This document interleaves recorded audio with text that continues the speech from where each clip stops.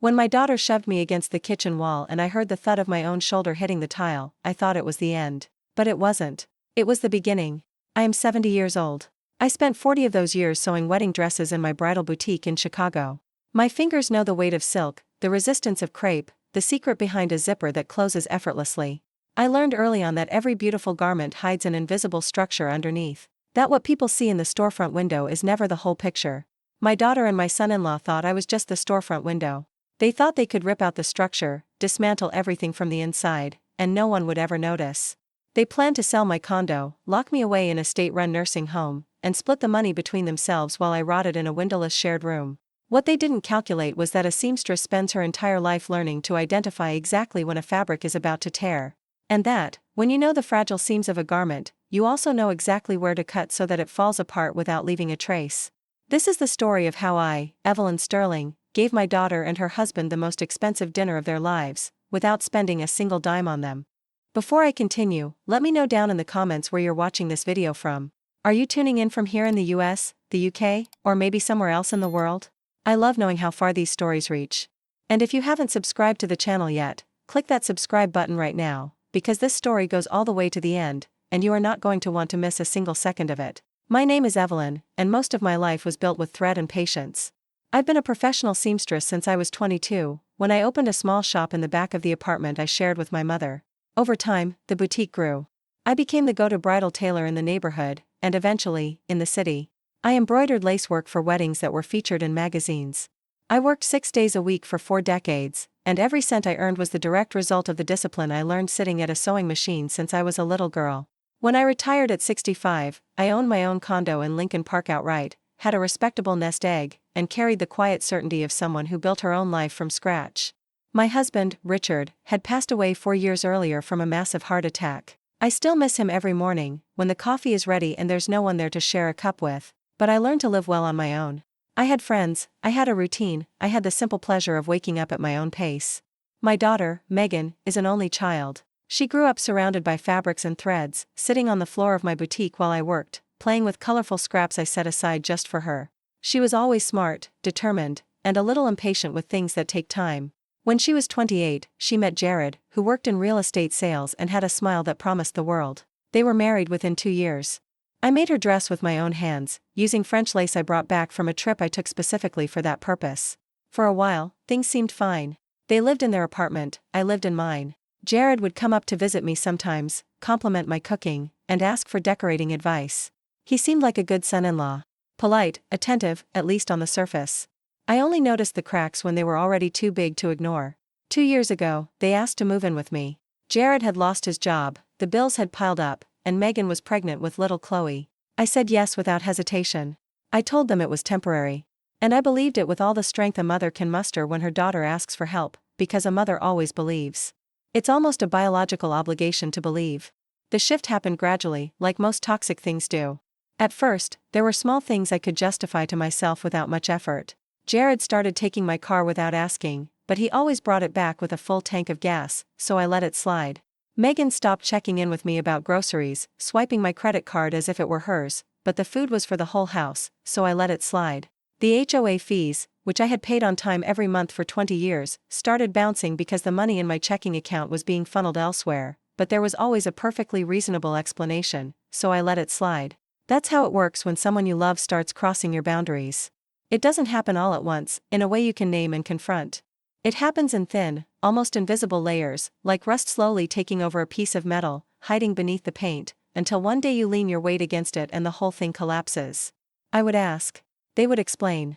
There was always a plausible excuse, a promise to pay me back, a new emergency that demanded my understanding.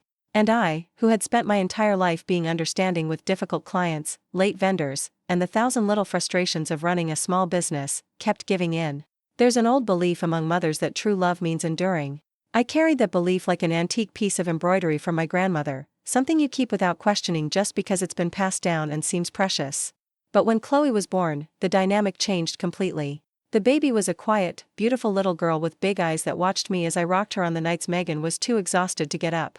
Jared, however, seemed irritated by almost everything after his daughter's birth. He slammed doors. He talked loudly on his cell phone at hours that woke Chloe up. He complained about me being in the living room when he wanted to watch TV at night. Once, he even muttered that the condo was too small for 3 adults and a baby, as if I were the intruder in my own home, as if the 40 years I spent paying off this mortgage were an irrelevant detail. Megan would stay completely silent when he talked like that. She would look away, fix her hair, change the subject, or just walk out of the room. I would look at my daughter and try to find the little girl who grew up sitting on my boutique floor, who begged to try on the bridal veils before they were delivered, who wrapped her arms around my neck when she was tired. But she had turned into someone else. Or maybe she always had been, and I was the one who never knew how to look beneath the surface. The morning that changed everything happened on a Wednesday in February. It was freezing, that damp, biting Chicago winter cold that gets deep into your bones and no winter coat can shake off. I was in the kitchen making oatmeal for Chloe, who had been fussy all night and wasn't feeling well. The kitchen was washed in that gray morning winter light, the kind of light that makes everything feel heavier than it is. Jared walked in a foul mood, hunting for his car keys, ripping through drawers, shoving things aside. He accused me of messing with his stuff. I replied calmly that I hadn't touched a thing and that his keys were in the exact same spot they always were. He told me I was becoming forgetful. He said those words with a mildly condescending tone, the tone of someone announcing a universally accepted fact. He said it was time to start thinking about a more appropriate place for me, a place where I could be looked after by trained professionals. He used that exact phrase, trained professionals, as if I were a damaged garment needing specialized restoration, as if 70 years of life and perfect health were evidence of incompetence. I told him I was in perfect health, my checkups were up to date, my labs were normal, and that this was my condo. I told him he'd do well to remember that. That was when Megan walked in.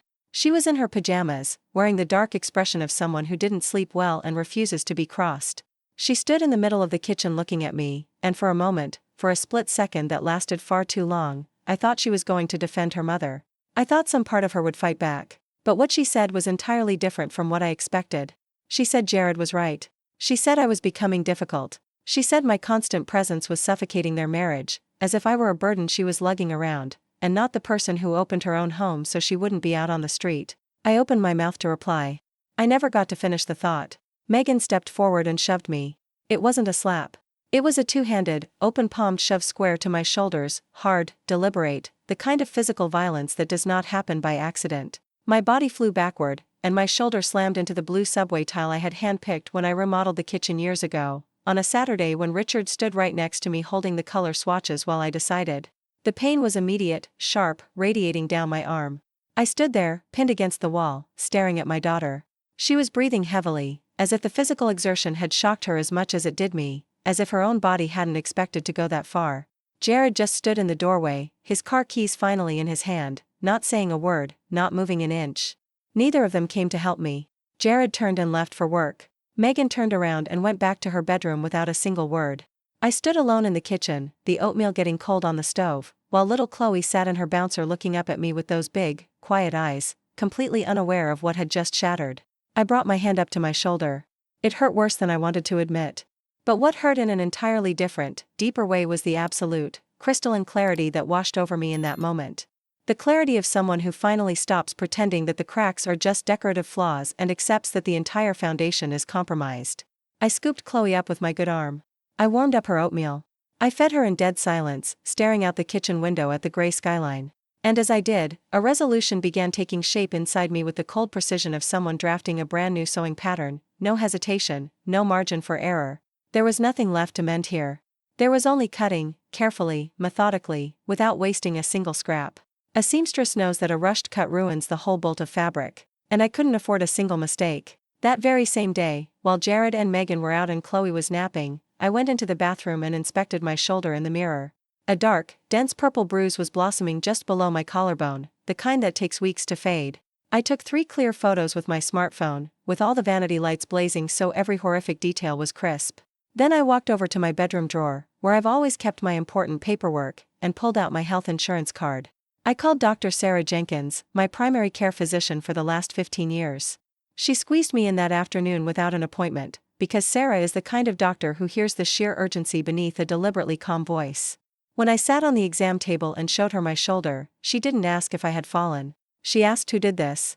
It was a direct, unflinching question, the question of a medical professional who has seen this exact type of blunt force trauma before and knows exactly what it means. I asked her to be ruthlessly precise in her medical report. I didn't want a vague summary. I wanted her to document the exact dimensions, the depth of the contusion, the level of kinetic force required to inflict that kind of trauma on a woman of my build. I wanted clinical terminology, I wanted measurements, I wanted every single syllable of that affidavit to be irrefutable legal evidence. Dr. Jenkins understood without me having to explain much. She had seen it all before, elderly men and women sitting in her office offering flimsy excuses about slipping on rugs or tripping over pets, with eyes that screamed a completely different story than their mouths were telling. She photographed the bruise, measured it with a tape, and documented it with a clinical precision that I had explicitly requested but still brought tears to my eyes. When she finished typing, she set her pen down and looked at me for a long time. She told me she was legally mandated to report suspected elder abuse, that there were strict protocols, and she couldn't just look the other way. I told her I knew, and that reporting it was exactly what I wanted her to do. I just asked her to hold off on officially filing it with Adult Protective Services until I gave her the green light, because I needed a few days to carefully arrange the dominoes. I walked out of that clinic with the medical affidavit folded safely in my purse and a completely new sensation expanding in my chest. It felt less like anger and more like sheer clarity, the kind of clarity you get when you stop lying to yourself and see reality raw, stripped of the filter of hope and the heavy burden of motherly guilt. Megan and Jared weren't just going through a rough patch. They had built a plan. A deliberate, calculated scheme, and I was the mark. I started paying a different kind of attention from that day forward. It wasn't paranoia, it was hypervigilance, the same sharp eye I used when a bride walked into my shop wanting a silhouette that would never work with her frame. You learn to see what's really there, not what people want you to see. I started noticing the hushed, urgent whispers Jared and Megan shared in the living room after Chloe went to sleep. The side eyes they darted at each other when I walked into a room. The abrupt hanging up of phones when I walked past. I noticed Jared taking calls from a specific number that he would only answer if he was out on the balcony or down the hall, his voice dropping to an inaudible mumble. I noticed that Megan had started rummaging through my desk drawers whenever I went to the grocery store, under the guise of deep cleaning the house, a chore she hadn't shown an ounce of interest in for 2 straight years. One afternoon, when they both went out to run errands and Chloe was fast asleep, I went into their bedroom. It wasn't an emotional, snooping impulse, it was a tactical inspection. Just like when you suspect a load-bearing beam is rotting, you don't wait for the roof to cave in to check the wood. I searched methodically, leaving zero trace. On the top shelf of the closet, inside an old shoebox, I found a slim manila folder packed with printed documents. There were detailed brochures and printed price quotes for 3 different assisted living facilities, with the addresses, monthly fees, and lock-in conditions heavily highlighted in pen. One of them was marked with a giant red star, and in the margins, Jared had scribbled, "Fast intake. Cheap." Underneath that was a loose sheet of paper with market value estimates for my condo, pulled from Zillow and Redfin comparables. Below that was a handwritten math equation calculating exactly how much cash would be left over after paying the cheap nursing home deposit and wiping out their credit card debt. The final projected profit was circled twice. It was a number that represented 40 years of my blood, sweat, and tears, reduced to a sloppy math problem on scratch paper. I put everything back exactly as I found it, down to the millimeter. I calmly walked out of the room, went to the kitchen, and poured myself a glass of ice water. I drank it slowly, standing at the window, watching the traffic below, watching people live their lives having no idea what was happening up here. And then I picked up my phone and called Diane Hayes. Diane had been my attorney since my boutique days, well over 20 years. She helped me trademark my business, draft bulletproof vendor contracts, and navigate the nightmare of probate court after Richard passed. She was a petite woman with a sharp bob of white hair, an ironclad voice, and eyes that never blinked when the stakes got high. When she answered and heard the steel in my voice, she immediately asked if I was okay. I told her I was fine, but that I needed to see her in person immediately. She told me to be at her office at 9 a.m. sharp. I hung up the phone and walked into Chloe's nursery. She was starting to stir in her crib. I scooped her up before she could cry, sat down in the nursing glider I bought when Megan first announced her pregnancy, and just rocked my granddaughter as the sun dipped behind the Chicago skyline. I looked at her tiny, innocent face. She had absolutely no idea. And I realized that there was a child living in this house who hadn't asked for any of this, who didn't choose to be born into a grift, and who deserved to grow up in a world where the people raising her had a shred of moral fiber. That was the piece that cemented my plan in a way that my own righteous anger never could have. This was for Chloe, too. Primarily for her. Diane's law firm was on the 4th floor of a historic building downtown, the kind with an old brass elevator that shudders a bit between floors. I always found that elevator comforting. It's honest about how hard it's working. It doesn't pretend to be smoother or faster than it is. When I walked into her corner office and sat down at the heavy mahogany desk, I laid my documents out one by one. Dr. Jenkins' medical affidavit, brutal and clinical. The high-resolution photos of the massive contusion on my shoulder. A handwritten ledger detailing every unauthorized ATM withdrawal and credit card charge over the last 6 months. And the photos I had discreetly snapped of their secret manila folder, the nursing home quotes and the real estate appraisals. Diane read every single page without making a sound. It's a trait I've always respected in her. No gasps, no shocked expressions, just pure, cold data processing. Only when she finished reading the final page did she take off her glasses and look me dead in the eye. She asked me if I was absolutely certain about what I wanted to do. It wasn't a question meant to talk me out of it, it was a lawyer guaranteeing her client understood the nuclear button they were about to press. I told her yes. I wanted total, bulletproof, irrevocable protection over my home and every penny I owned. I wanted to make it legally impossible for either of them to ever use my name, my assets, or my hypothetical future incompetence to gain a single dime. Diane walked me through the mechanics of an irrevocable living trust with the ease of someone who does this in her sleep. It was an ironclad legal structure that transferred ownership of the property and all assets directly into an independent trust, managed by Diane as the appointed trustee. The condo would no longer be in my personal name, which meant Jared and Megan couldn't sell it, they couldn't take out a second mortgage on it, they couldn't claim it in probate, and they couldn't use it as collateral for their debts. I would continue to live there as the sole beneficiary of the trust. But they would be locked out. Completely. The word irrevocable hung in the air. I knew what it meant. It meant no takebacks. Once the ink dried, the decision was permanent, regardless of tears, apologies, emotional blackmail, or guilt trips. I stared at the word on the paperwork and didn't feel a shred of doubt. I just felt an overwhelming sense of relief, which is how you know you're making the right choice. I signed the documents that very morning. It took nearly 2 hours between Diane's paralegals, the notary public they brought in, and the county registry filings. When I stepped out of the building onto the windy street, I stopped for a second. The condo where I raised my daughter, where I pinned hundreds of hems on the dining room table, where I cried into Richard's coats after he died, was no longer legally mine. And yet, never in the 40 years I lived there had I felt more like its true owner. While standing on the sidewalk, I called my bank. I had a high-yield savings account I had padded over the decades, my rainy day fund, for the absolute worst-case scenarios. I ordered a wire transfer of the entire balance into a brand new, isolated account I had opened at a different credit union the week prior, linked directly to Diane's firm under the trust's tax ID. The bank rep went through the standard fraud prevention checks. I answered every security question with terrifying calm. When the wire cleared, I hung up. There was one last thread to tie off, something Diane had caught during her background sweep. She had pulled public records before our meeting and found a ticking time bomb I was entirely unaware of. Jared had used an old, general power of attorney I had signed years ago, just to help him renew my car registration, to pledge my vehicle as collateral on a massive personal payday loan under his name. It was a predatory lending company, the kind that charges interest rates that make the mob look generous. I dialed the lender using the contract number Diane gave me. I coldly informed their compliance department that the power of attorney was formally revoked as of that morning, and that a legal team was drafting a fraud complaint. They started giving me the runaround. I told them my attorney would be in touch before 5 p.m. When I texted Diane the update, she sent back a thumbs up emoji and said she was drafting the cease and desist right then. I got back to the condo around noon. Jared was slouched on the couch with his laptop open. Megan was in the bedroom with Chloe. Neither of them even asked where I had been. It just confirmed what I already knew. To them, I wasn't a person with a life and an agenda, I was just part of the furniture. I walked straight into the kitchen, put the kettle on, and started planning out the dinner for the following Saturday. Not just any dinner. The final curtain call.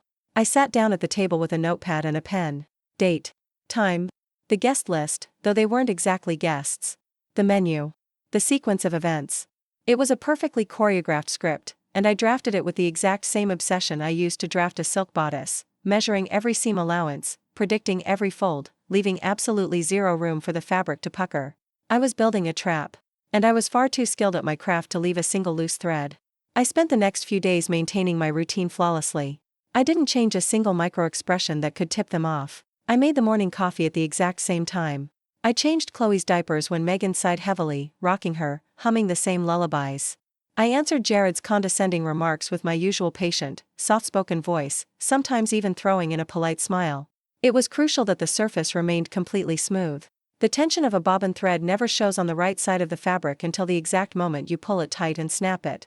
While everything looked perfectly normal on the outside, I executed 3 silent maneuvers that fundamentally permanently altered the reality of that household. The first was installing a discreet hidden camera in the living room.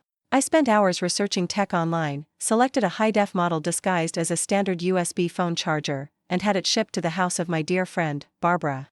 Barbara lives 3 streets over and didn't ask a single question other than saying, "Give hell, Evie." I plugged the device into the wall behind the living room bookshelf on an afternoon when Jared and Megan went out to a meeting. I nestled it perfectly between a ceramic vase and a stack of Architectural Digest magazines I've had for years. It captured crystal clear 1080p video and crisp audio, backing everything up immediately to a secure cloud server that only I had the password to. The second maneuver was auditing my banking history through a completely different lens.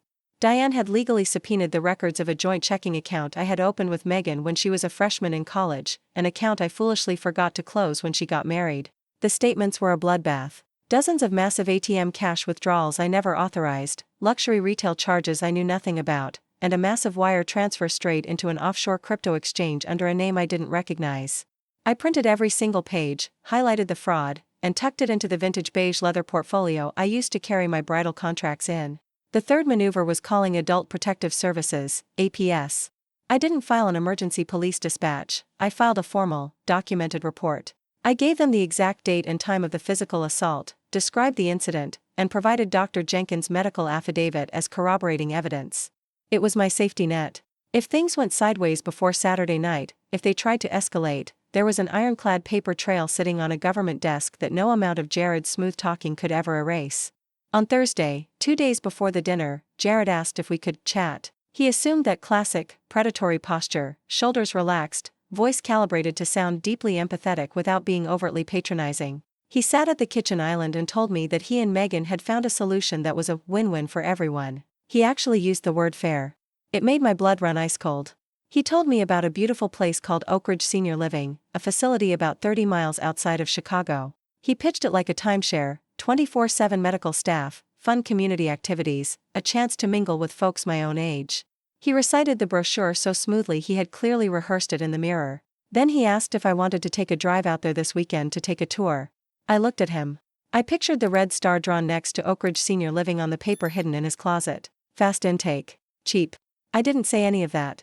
I just sighed, looked down at my hands, and said I needed time to process. I told him he caught me off guard, that I wasn't expecting this conversation so soon.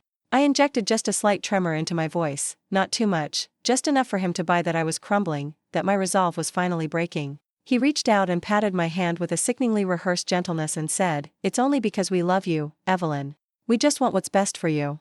When he left the kitchen, I sat in the heavy silence he left behind. I thought about everything this man had done since the day he dragged his suitcases into my home, flashing that perfect son-in-law smile. He arrived as family and operated like a debt collector. He had smiled at the wedding where I bought the food and sewed the dress, and then systematically spent 2 years plotting to bleed me dry while I was busy washing his dishes. A wave of pure, unfiltered rage hit me right then, stronger than the day Megan shoved me. But I forced it down. Rage makes you sloppy. I needed precision. I walked over to my notepad and reviewed the Saturday timeline. Every piece was locked in. I called Diane that night. We confirmed the green light for 7:30 p.m. sharp on Saturday. She confirmed that Detective Mitchell from the CPD, a man she had dealt with for years who didn't tolerate abusers, would be personally escorting the team, and that an official APS caseworker had been assigned and briefed on the medical affidavit. This wasn't going to be 2 beat cops knocking on the door responding to a domestic dispute. It was a coordinated strike team, fully briefed, fully documented, arriving to dismantle a verified elder abuse and financial fraud ring. The trap was set. All I had to do was cook dinner. I woke up before the sun on Saturday. I lay in the dark for a few minutes, listening to the hum of the city, and then slipped out of bed without making a sound. I put my slippers on and headed to the kitchen to prep. I decided to make my mother's famous garlic and herb roasted pork loin with cranberry pecan stuffing. It was the meal she used to make for Thanksgiving or major family milestones, the kind of dish that fills the house with warmth and makes people laugh around the table. It's a recipe that demands respect. You can't rush the sear, you can't skip the basting. It was the perfect meal for tonight. I worked methodically in the quiet kitchen, the only light coming from the amber glow of the oven clock and the streetlights outside. I seasoned the pork, which had been brining since yesterday. I sautéed the stuffing, butter, golden garlic, toasted pecans, and tart cranberries soaked in red wine. The aroma that filled the condo was intoxicating, familiar, the smell of a home anchored by love. While I stirred the cast-iron skillet, I reviewed the timeline. At 2 p.m., Diane would finalize the last of the injunctions. At 6 p.m., the table would be set. At 7:30 p.m., the doorbell would ring. Until then, I had to be the perfect, docile, invisible grandmother. Jared and Megan rolled out of bed around 10 a.m. Megan looked genuinely surprised to see the kitchen bustling, the pork prepped, the good dining room table already set with the fine linens. She asked what the special occasion was. I gave her a soft, wistful smile and said I just felt like cooking, that I had a bottle of wine I'd been saving and wanted to have one last nice family dinner before we figured out the next steps. I purposely used that phrase, next steps, with the heavy sigh of a woman throwing in the towel. Megan shot a quick, triumphant look at Jared. I caught it in my peripheral vision. It was the look of a con artist realizing the wire just cleared. She bought it hook, line, and sinker. Around 4 p.m., while the roast was resting before its final bake, I slipped into my bedroom. I pulled the beige leather portfolio from the back of my closet. I reviewed the paperwork with the laser focus of a tailor checking a hemline right before the bride walks down the aisle. Dr. Jenkins' affidavit. The 8x10 glossy photos of my bruised shoulder. The bank statements plastered in yellow highlighter. The notarized deed of the irrevocable trust, stamped with yesterday's time and date. The photos of their secret nursing home brochures. Everything was sequenced perfectly. I zipped the portfolio shut and left it right on my bed. At 6 p.m., I texted Diane. Just 3 words, dinner is served. She replied instantly, copy that. 7:30, at 7 p.m., the dining room was immaculate. I used the white linen tablecloth I had cross-stitched by hand 20 years ago, a piece that took 2 solid months of eye-straining labor and only saw the light of day on major holidays. I set the table with the Lenox china Richard bought me for our 15th wedding anniversary. I uncorked the wine, a phenomenal Napa Valley Cabernet Sauvignon I was saving for a moment that truly mattered. This moment mattered. Jared and Megan sat down at the table carrying an air of poorly concealed victory. Jared actually brought a folder with him and set it next to his wine glass, trying to look casual but failing miserably. They were prepped for a soft negotiation. They were ready to pour me some wine, smile, slide the nursing home contracts across the tablecloth, and hand me a pen. I served the pork loin. I poured the Cabernet. I laid out the plates with the practiced grace of a hostess who knows that a dining table is the ultimate stage for human nature. Jared couldn't even wait to finish his first bite. He wiped his mouth, cleared his throat, and launched into his pitch. He said this was the perfect time to talk calmly about the future. He said the condo was just too much upkeep for a woman my age, that the HOA fees were a waste of equity, and that they had miraculously secured a spot for me at a wonderful community. He pulled the Oak Ridge Senior Living brochures out of his folder, the exact same ones I had photographed in his closet, and slid them across the table toward me, flashing a sickeningly sweet smile.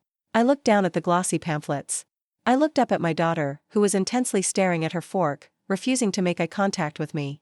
And then, the doorbell rang. It was a simple, mundane, incredibly loud sound. Ding dong. Jared froze, annoyed, his pitch interrupted at the climax. Megan frowned. It was 7:30 p.m. on a Saturday night in Chicago. Nobody drops by unannounced. I stood up slowly, picked up my linen napkin, folded it neatly, and placed it next to my plate. I walked to the front door with steady, deliberate steps. No rush. No anxiety. Just pure execution. I swung the door open. 5 people were standing in the hallway under the harsh fluorescent lights. Diane was front and center, clutching a thick black briefcase, wearing a tailored blazer and the exact facial expression of a great white shark smelling blood in the water. To her right stood Detective Mitchell, plainclothes but with his gold CPD badge highly visible on his belt. Behind them were 2 uniformed police officers, and a woman wearing a blue lanyard reading State of Illinois, Adult Protective Services. She was holding a clipboard and had the tired, hardened eyes of a woman who spends her life pulling victims out of the wreckage. Come in, I said. My voice was eerily calm. It was exactly 7:30. Diane is never late. The heavy thud of tactical boots echoing down the hardwood hallway reached the dining room before the police did. Jared shot up out of his chair so fast it screeched against the floorboards. Megan sat paralyzed, her fork still halfway to her mouth, her jaw hanging open. They looked at the cops, at the detective, at the APS worker with the clipboard, at Diane, and finally, at me. I just let them look. Diane didn't say hello. She didn't introduce herself politely. She stepped up to the dining table and dropped the hammer. She formally introduced herself as the legally appointed trustee of the Evelyn Sterling estate. She informed them that, as of 2 p.m. yesterday afternoon, this property and all associated financial assets had been legally transferred into an irrevocable trust. She informed them that the eviction notices for unauthorized occupants had been officially stamped by a judge. And she informed them that they had exactly 30 minutes to vacate the premises before being arrested for trespassing. Jared tried to scream. His voice cracked, pitching up into that frantic octave that betrays sheer panic masking as outrage. He yelled that this was illegal, that Megan was my only daughter and legal heir, that I was a senile old woman being manipulated by a predatory lawyer. He actually pointed his finger at me and screamed the word senile, clinging to the gaslighting narrative he had built for months, desperately hoping it would hold up against the police. I didn't argue with him. I simply walked over to the bookshelf, reached behind the ceramic vase, and pulled out the hidden camera. I plugged the USB drive directly into the smart TV, the massive flat-screen Jared had bought using my credit card 2 months prior. I clicked play. The living room fell graveyard silent as the video feed booted up. There was Jared, in high definition, pacing that exact living room 3 days ago, unaware he was being recorded. His voice boomed through the surround sound speakers. "We need to force the condo sale before the end of the month. The old lady is breaking. We just need to squeeze her a little harder and she'll sign the paperwork." And there was Megan, sitting on the couch, sipping coffee, nodding. Not arguing. Not defending me. Just nodding. The video jump cut to a clip from the next day. Jared was holding the Oak Ridge brochure. "It's the cheapest dump I could find that takes Medicare right away. Once we dump her there and take the house equity, we can clear the credit cards." He didn't say it was the best place for me. He said it was the cheapest dump for them. The difference is astronomical. And hearing it blasted through the TV made it impossible to deny. Jared's face drained of all color, turning the shade of spoiled milk. Megan burst into loud, theatrical sobs. But it was that highly specific, hyperventilating cry of someone who just realized they got caught, not the cry of someone who feels genuine remorse. She wasn't crying because she hurt me, she was crying because the money was gone. Detective Mitchell stepped forward. He looked utterly disgusted. He stated that based on the video evidence of premeditated financial exploitation, the corroborated medical affidavit proving felony elder abuse causing bodily harm, and the bank records demonstrating wire fraud provided by my legal counsel, he had probable cause to place Jared under immediate arrest. The charges were domestic battery against a senior citizen, identity theft, and felony financial fraud. Jared didn't fight back. His brain had completely short-circuited. He grabbed his coat off the back of the chair like a malfunctioning robot, let the officers cuff his wrists, and walked out. I listened to their heavy footsteps march down the hall, heard the old elevator grate slam shut, and then, total silence. Megan was left standing by the table, tears ruining her makeup, staring at me. She choked out my name. "Mom." Just that one word. The way people say it when they have zero leverage left, when the only weapon they have left is a title, praying to God that the title still holds any weight. I stared at her for a long time. I don't know how many seconds ticked by. I thought about the French lace on her wedding dress. I thought about the agonizing hours in the delivery room when she was born, Richard pacing the hallways while I squeezed her tiny hand. I thought about every single vile, selfish choice she had made over the last 2 years, and the choices I had made by enabling her. I looked at my only daughter and told her that Chloe was staying with me. I told her Diane had already filed an emergency injunction for temporary custody with the family court judge that afternoon, citing the hostile environment and the arrest of her husband. I told her she had 15 minutes to pack a suitcase with her clothes and toiletries, and that absolutely nothing else in this house belonged to her anymore. Megan stumbled into the bedroom. I could hear the drawers slamming, the frantic zippers, the muffled, suffocating sobs she couldn't keep quiet. When she finally rolled her suitcase out into the hallway, she stopped at the front door and looked back at me one last time, waiting for me to break. She didn't say a word. I didn't say a word either. She walked out, and the heavy oak door clicked shut behind her. The APS caseworker stayed late into the evening, documenting the state of the condo, checking on Chloe in the nursery, and handing me a stack of resources for emergency foster kinship care. After everyone finally left, Diane sat at the kitchen island with me while I microwaved 2 plates of the leftover pork roast. We ate together in total silence. It was a clean, immaculate silence. The silence of women who never have to pretend ever again. The next few months were a blur of court dates and rebuilding. Jared was formally indicted by a grand jury on 3 felony counts. He took a plea deal for 4 years in state prison, with a mandatory permanent restraining order keeping him away from both me and Chloe. Megan avoided criminal conspiracy charges, but she lost custody. She is currently allowed 2 hours of supervised visitation a week at a county facility while Child Protective Services investigates her fitness as a mother. Permanent custody of Chloe was officially granted to me 3 months ago. She sleeps in a nursery I completely gutted and redecorated with bright yellow butterfly wallpaper, a pattern she pointed at on my iPad with a very bossy little finger. Every morning, she wakes up and yells for me from her crib in that sweet, broken toddler voice. "Nana." And I go. Every single time. I am 70 years old, and I finally learned the difference between patching a hole and drafting a new pattern. Patching is just covering up the rot and praying the seams hold. Drafting a new pattern means accepting that the garment is ruined beyond repair, ripping out every single stitch, throwing away the trash, and starting with a fresh cut of fabric. I spent 40 years sewing beautiful garments for the most important days of other people's lives. Now, finally, with the terrifying clarity that only comes when you refuse to be stepped on ever again, I am stitching together the finest life I can make, for me, and for the little girl sleeping down the hall. And I am not going to drop a single stitch. If you made it this far, thank you truly for staying with me until the end. Stories like this aren't easy to tell, but they absolutely need to be heard. Click subscribe so you don't miss any of the upcoming stories, and let me know in the comments, what part of this story hit you the hardest? Do you know someone in your life who desperately needs to hear this today? Share this video with them, you might be giving them the exact courage they need to fight back. And don't forget to become a channel member for access to exclusive content I don't post anywhere else. I'll see you in the next story.